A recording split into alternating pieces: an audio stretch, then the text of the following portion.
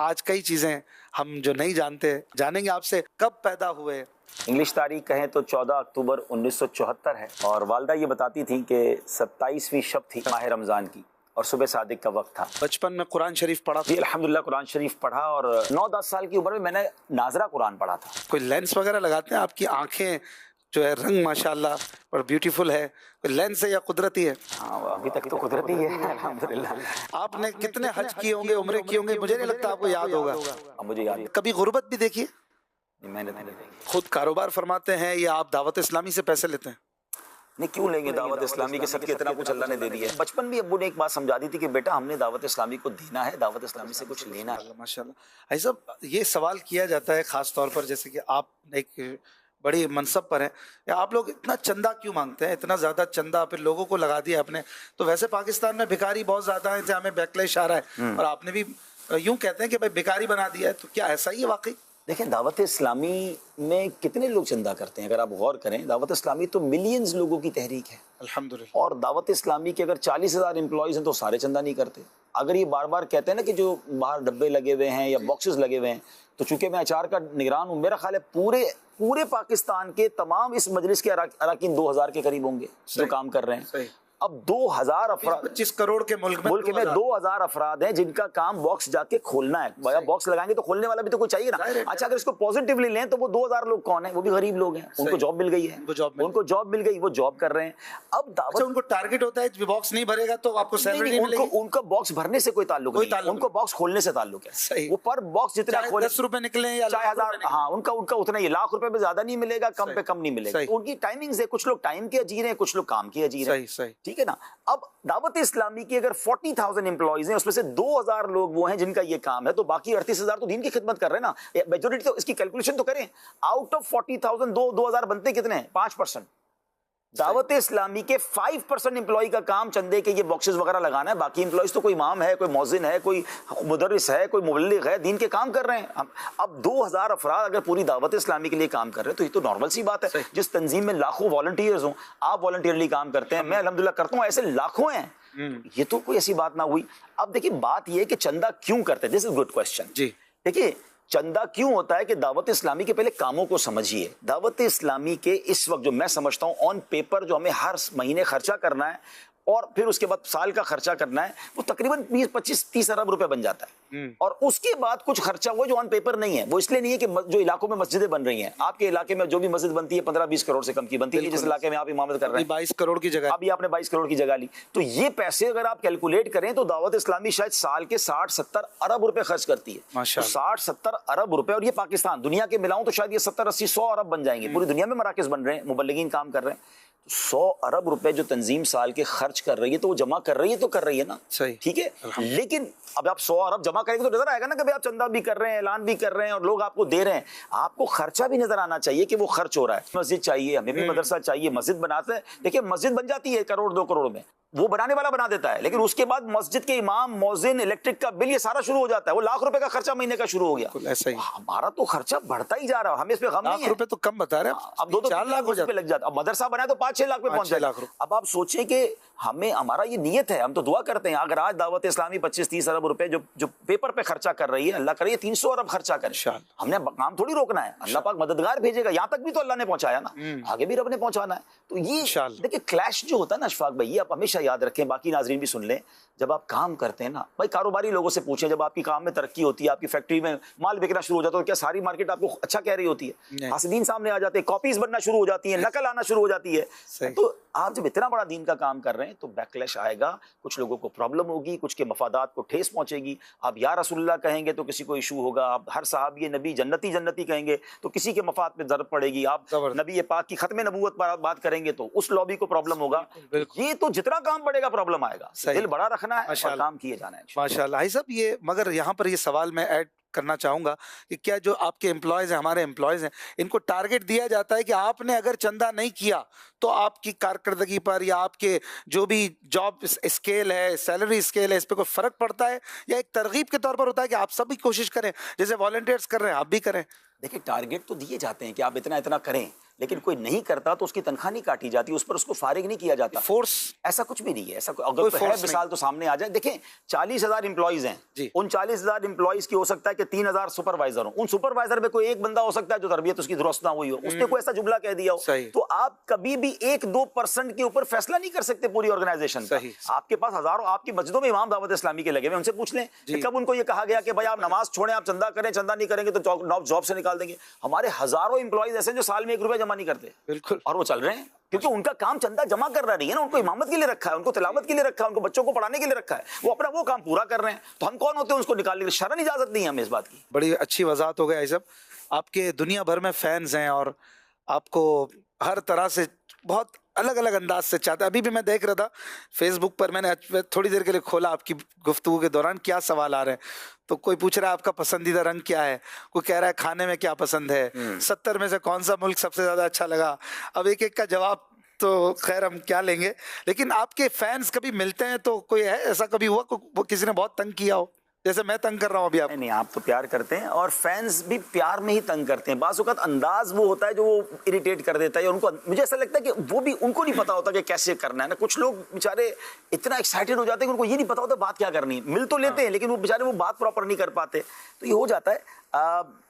चले बाकी सवालों का जवाब तो रहने दे, लेकिन सब पूरी दुनिया घूमने के बाद भी यही समझ आता है कि सफर मदीने दा हर वार बड़ा सोहा। मदीने की क्या बात है, पूरी दुनिया देखी मगर मक्का मदीना जैसा दुनिया में कोई नहीं है, और वाकई बार बार जाने को जी चाहता है। 1000 बार जा चुकी हूँ फिर भी जाने को जी चाहता है। अल्लाह आपको और मुझे बार बार। मदीने शरीफ की अपनी बात है, इसके अलावा अगर कोई एक मुल्क का ऑप्शन आपको दिया जाए पाकिस्तान और मदीने के अलावा, तो जो क्या आपको? मुझे तुर्की बड़ा पसंद है, और उसकी भी वजह है क्योंकि एक तो वहाँ खाने हलाल मिलते हैं, आपके लिए आसान है। दूसरा ये कि वो मज़ारात बड़े कमाल के हैं, मौसम उसका बहुत अच्छा है, सफाई सुथराई है, और आपको फिर माशाल्लाह मसाजिद मिल जाती हैं, हलाल खाना मिल जाता है। तो मुसलमान के लिए जो जिसको नमाज पढ़नी है और जिसको हलाल खाना है, ये दो चीजें तो मेन है ना। आप दुनिया में कहीं भी चले जाए, आपको नमाज पढ़ने के लिए जगह ही ना मिले, वुजू के लिए प्रॉब्लम हो रही हो और आपको खाना खाने का टेंशन हो, तो ये 2 चीजें हो जाते हैं, फिर जिंदगी आसान हो जाती है। वैसे तो सारे मुफ्तियान किराम अपनी जगह पर, मुफ्ती कासिम साहब का जिक्र करते ही आपका चेहरा खिल जाता है, आपकी दोस्ती और प्यार बड़ा नजर आता है, इसकी क्या वजह है?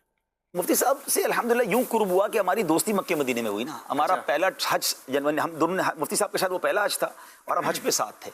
और मुफ्ती साहब बड़े कमाल के आदमी हैं, मैं आपको बताऊं।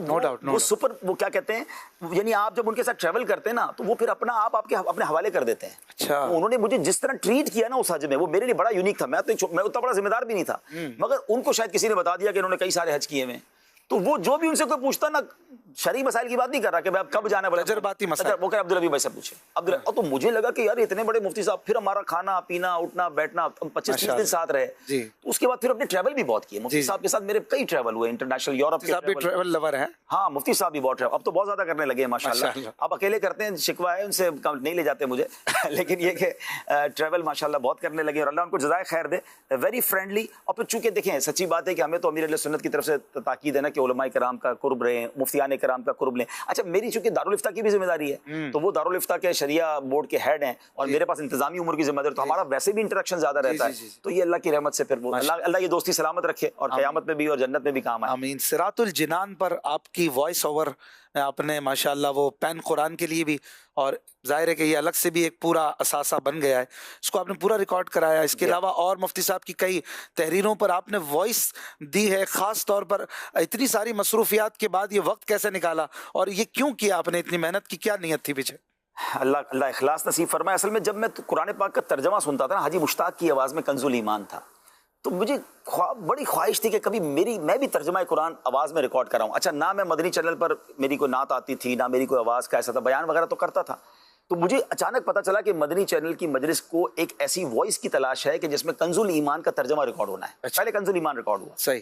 तो असद भाई उसके, अच्छा इत्तेफाक है मजलिस की जिम्मेदारी मेरे पास थी, तो मैंने असद भाई को कहा देखिए मैं निगरान हूँ इसलिए नहीं, आप मेरा सैंपल लें वॉइस का और आप जहां से भी चेक करवाएं, 3-4 जो भी आपके हों, आप मुझे भी मौका दें, अगर मैं पास हो जाऊं तो मेरी आवाज टेक्निकल चेक करो। हाँ, मुझे अगर आप मौका देंगे तो मैं करना चाहता हूं। अच्छा। तो बाकायदा उन्होंने मुझसे वॉइस ली, फिर उन्होंने मशवरे किए, मेरे बगैर मशवरे किए, और उन्होंने कहा कि आपकी वॉइस हमने अप्रूव की, आप कंजुल ईमान रिकॉर्ड कराएं। कंजुल ईमान शरीफ रिकॉर्ड कराया तो बड़ा मजा आया कि यार मैं मुझ जैसे हकीर की आवाज में इतना बड़ा तर्जुमा, और फिर लोगों ने सुनना शुरू कर दिया, मदनी चैनल पर चलना शुरू हो गया। तो फिर उसके बाद मुफ्ती कासिम साहब ने कंजुल इरफान लिखा। तो मैंने फिर कहा मुझे कंजुल इरफान का भी मौका दें, फिर कंजुल इरफान का तर्जमा हो गया। अब लोगों ने कहा भाई हम तर्जमा तो सुन लेते हैं, हम तफसीर भी सुनना चाहते हैं।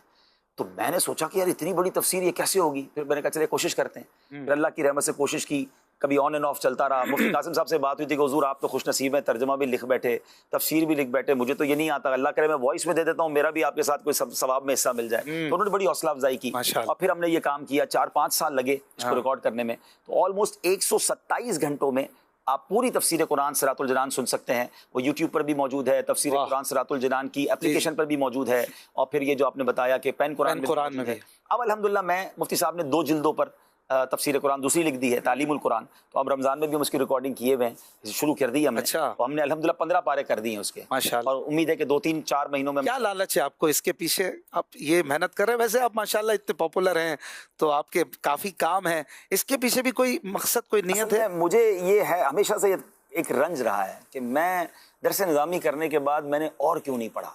अच्छा। मैं काश, मुझे मुफ्ती कासिम साहब को देखता हूँ, मुफ्ती फजैल साहब तकरीबन मेरे हम उम्र हैं, बल्कि मुफ्ती साहब तो उम्र में मुझसे छोटे हैं, मर्तबे बहुत बड़े हैं। जिससे जिस तरह का काम मुझे ऐसा लगा कि यार मैं भी पढ़ता ना तो कुछ चले मैं इल्म में और आगे बढ़ता। तो अब किताब तो लिख नहीं सकते, तर्जमा कर नहीं सकते, तो चले आवाज ही अगर अल्लाह करे कबूल हो जाए, हमेशा रहेगी, हमेशा जारिया बनेगा। कुरान ऐसी चीज है ना, वो तो हमेशा। फिर मैंने एक किस्सा है कुरान से, वो मैंने रिकॉर्ड करवाया, ए ईमान वालों रिकॉर्ड करवाया, जो सारी वो आयतें थी। तो इसीलिए कि चले किसी तरह हम दुनिया से चले जाएंगे, कोई सुनेगा। मुझे बाद में जो इसका बेनिफिट नजर आया ना, जब दुनिया भर में ट्रैवल किया, मुझे नाबीना मिले और जो उन्होंने दुआएं दी कि हम तो तफसीर कभी पढ़ ही नहीं सकते थे, अब हम सुन रहे हैं। कई वो लोग हैं जिनको उर्दू पढ़ना नहीं आती, कई ममालिक के वो लोग हैं जो उर्दू समझ सकते हैं, पढ़ नहीं सकते, तो उनको बड़ा फायदा होने लग गया।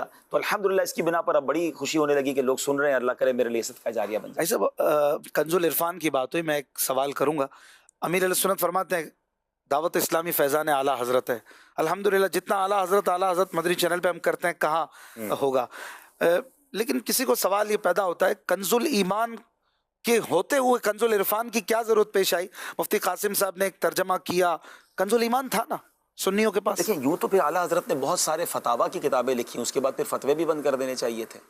हदीसों की बहुत सारी शरह हो चुकी है, आज भी बुखारी शरीफ की शरह हो रही है, आज भी सित्ता की शरह हो रही है। वो बड़े बड़े इमाम थे जिन्होंने की। जमाना बदलने के साथ साथ बहुत चीजें अंडरस्टैंड करना मुश्किल हो जाता है। जिन्होंने कंजुल ईमान पढ़ा है और जिन्होंने कंजुल इरफान पढ़ा है, फर्क उन्हें समझ आएगा। जिन्होंने नहीं पढ़ा ना, वो फिर शायद उनको पता नहीं चलेगा कि ये पूरा का पूरा फैजान कंजुल ईमान ही है। मगर कंजुल ईमान के जो मुश्किल अल्फाज थे, अमीर मुफ्ती साहब ने तो इसके स्टार्ट में लिखा है कि मैंने ये तर्जुमा कुरान आला हज़रत के कंजुल ईमान के फैजान के जरिए ही लिखा और उसी को आसान करने की तस्हील की है। और फिर आज की उर्दू में, वो पुरानी 100 साल पुरानी उर्दू में अब भी कई अल्फाज है जो हम जैसे लोगों को समझना मुश्किल थे, तो वो आसान हो गए माशाल्लाह। आप बयानात में जब कंजुल इरफान बयान कर रहे हैं तो बहुत इजीली चीजों को समझा पाते हैं। तो अल्हम्दुलिल्लाह आला हज़रत के बगैर तो हम कुछ भी नहीं है। और एतराज करने वाला सोचे कि मकसद क्या है, लोगों को समझाना या सिर्फ कंजुल ईमान से अकीदत। अब कई ऐसे लोग हैं जो बिल्कुल नया शख्स है, इज्तिमा में आया है, अब आयत पढ़ी गई, तर्जमा हम वो वाला पढ़ें जो उसको समझ ही ना आए, तो आपका मकसद तो बहुत हो रहा है। कंजुल ईमान भी यकीनन अंडरस्टैंडेबल है, नो डाउट। कईयों के लिए बाज अहले इल्म के लिए बहुत आसान। एक लफ्ज है सब, एक आला हजरत ने अजर की जगह नेग का लफ्ज इस्तेमाल किया, आपने पढ़ा होगा। अब उनका नेग अल्लाह के पास है। अब कईयों के लिए लफ्ज अभी भी शायद कईयों ने अजनबी पहली बार सुना होगा, तो अब अजर इसकी जगह पर अगर मुफ्ती साहब ने किया है तो उसी को आसान किया है। और मकसद तो समझाना है, कुरान उतारना है। और आला हजरत जितना हम करते हैं, हमारे तो आप तो पूरा महीना आला हजरत प्रोग्राम करते हैं। हम तो हर दम आला हजरत करते हैं। फैजान याद है, अमीर अहले सुन्नत है, अमीर सुन्नत का एक जुमला याद है, जब मदनी चैनल नया बना ना, तो एक किसी मुबल्लिग ने बयान किया और उसमें पूरे बयान में कहीं जिक्र आला हजरत नहीं किया उन्होंने, तर्जुमा कुरान के नाम से नहीं किया या बयान में नहीं किया। तो अमीर अहले सुन्नत का उस प्रोग्राम के बाद एक जुमला आया था कि अगर मदनी चैनल पर जिक्र आला हजरत नहीं होगा तो मदनी चैनल बंद कर दो। मुझे नहीं चाहिए ऐसा मदनी चैनल। क्या हमें ये बाकायदा ताकीद है कि हर प्रोग्राम में किसी ना किसी अंदाज से जिक्र आला हजरत करना है, उन्हीं के सदके इंशाल्लाह आगे बढ़ेंगे। आप इतनी जगहों पे बयानात फरमाते हैं, आपकी डेट लेने का क्या तरीका है? किसी को वक्त चाहिए हो, तारीख चाहिए हो, क्या प्रोसेस है और कितनी फीस लेते हैं आप? फीस तो मेरी बहुत ज़्यादा है। आज की मिसाल देता हूँ। अभी मैं एक जगह बयान में था, मुफ्ती कासिम साहब भी वहीं थे, हमने सहरी भी कुछ साथ ही की। तो वो जिनके घर पे मैं गया ना, तो बयान मेरा सहरी से पहले मैं वहीं से बयान करके आ रहा हूँ। तो वो मुझे कह रहे थे आपका बहुत शुक्रिया, आप बयान में। मैंने कहा मैं फ्री में नहीं आता बयान करना, मैं बड़ा महंगा हूँ, आपने बुला तो लिया है। तो मुस्कुराने लगे, बोले क्या फीस है? मैंने कहा आए बैठते हैं। तो अल्हम्दुलिल्लाह उनसे दावत इस्लामी के लिए एक अच्छी खासी नियत करवा के अल्लाह की रहमत से, उनका आटे का कारोबार था, मैंने कहा हमारे बच्चों के लिए आटा दे दो भाई, हमारे जामियात के लिए। तो ये बयान की फीस है हमारी, हम दावत इस्लामी के लिए बात करेंगे। अपने लिए अल्हम्दुलिल्लाह आज तक तो कभी नहीं लिया, अल्लाह करे कभी लें भी ना। जबरदस्ती लोग दे देते होंगे? हाँ, देने को तो देते हैं लोग, लेकिन ये कोशिश ये करता हूँ कि जब खास तौर पे कोई कैश देता है तो कैश का ही हाँ, कैश अगर कोई देता तोहफा तो एक अलग चीज है, हाँ, लेकिन कैश अगर कोई देता है तो अब तक तो मेरी आदत यही रही है कि मैं उन्हीं को कहता हूँ कि आप ऐसा करें, मेरे और आपकी वालिदैन के इसाले साहब के लिए दावत इस्लामी में जमा करा दें, या पर वो जिद करते आप खुद ही कई बार जमा करा के मेरे साथ जो इस्लामी भाई होते हैं ना, फिर वो जब नहीं मानते ना, मैं कहता हूँ अच्छा आप पैसे रखें, इनका नाम पूछें, इन्हीं के नाम की पर्ची बना के इनको भेज दें, दावत इस्लामी को मिल जाएंगे। तो ये कोशिश होती है। अल्लाह पाक आसानी फरमाए। अल्लाह ताला आपको सलामत रखे। भाई साहब, नगमाते रजा, आलम तेरा परवाना, इस्लाह आमाल, ऐसे कई प्रोग्राम आपने किए हैं। आपके दिल के करीब सबसे ज्यादा कौन सा प्रोग्राम है? मैं शायद आप जिसका नाम ले, मैंने उसका नाम नहीं लिया है। नहीं, मैं जो लोगों के लिए भी बड़ा पसंदीदा और साल का एक बड़ा ही माया नाज प्रोग्राम है। नो डाउट नगमाते रजा तो मेरी जिंदगी का यादगार प्रोग्राम है, और मुझे इसलिए याद है मैं शायद दोबारा करूंगा उसको। अच्छा। हाँ, मेरी बिल्कुल दोबारा नहीं, नए कैमरों के हाँ, और क्योंकि वो हमने माशाल्लाह हमारा गेटअप भी, क्योंकि नगमाते रजा में ऐसा कई बार हुआ अशफाक भाई कि एक तो प्रोग्राम के दौरान हमारे स्टूडियो में सिसकियों की आवाजें होती थी, और कई बार ऐसा हुआ कि प्रोग्राम खत्म हो गया, अच्छा, कैमरे बंद किए और वहीं दोबारा नाथख्वानी शुरू हो गई, क्योंकि वो कलाम में इतना मजा आ रहा था, हमने कहा और दोबारा पढ़ते हैं, और हम खड़े नहीं होते थे प्रोग्राम करके। वो बड़े दिल से हुआ प्रोग्राम, वो इतना मजा आया। आला हज़रत तो कमाल करते हैं ना। वही वाली बात है, आला हज़रत की आप बात कर रहे थे, हमने वो नीयत ही ये थी मेरी। अच्छा, मेरी नीयत ये भी थी कि जैसे मैंने कुरान पाक का तर्जुमा वगैरह रिकॉर्ड किया, मैंने कहा आला हज़रत की शायरी तो सुबह क़यामत तक रहेगी, तो मैं कुछ आला हज़रत की शायरी में अपना हिस्सा मिला दूं, अल्लाह करे कि उनका नाम चलता रहेगा तो हमें भी उनका फैजान मिल जाएगा। तो मेरी वहाँ ये भी नीयत थी कि आने वाली नस्लों के लिए उर्दू समझना बड़ा मुश्किल हो जाएगा, तो हम कुछ ऐसी शरह कर दें कि बाद में लोग इसको प्रॉपर तरीके से सुन सकें।